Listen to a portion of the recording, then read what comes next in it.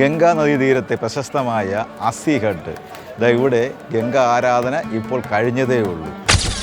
ഇന്നത്തെ തിരുമുൽ കാഴ്ച ഇവിടെ നിന്നാവട്ടെ. കവളാചാരത്തിൽ പ്രധാനമായിട്ട് ആരാധിക്കുന്നത് ശക്തി ആരാധനയാണ്.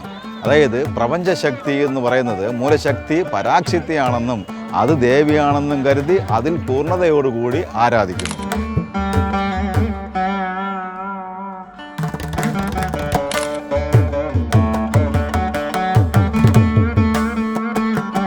സാധാരണ വൈദിക പൂജകളിൽ നിന്ന് മാറി മുദ്രകൾക്കും തന്ത്രങ്ങൾക്കുമാണ് ഈ താന്ത്രിക വിദ്യയിൽ പ്രാധാന്യമുള്ളത്.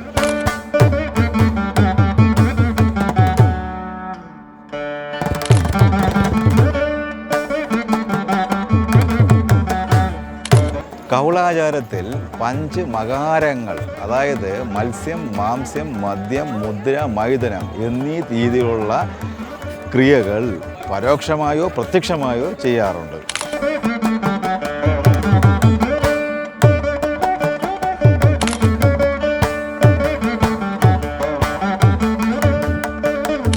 ഇവിടെ അമ്മയ്ക്ക് കരിക്ക്, പൂവ് തുടങ്ങിയ സാത്വിക പകരങ്ങൾ ഉപയോഗിച്ചാണ് പൂജ ചെയ്യാറുള്ളത്.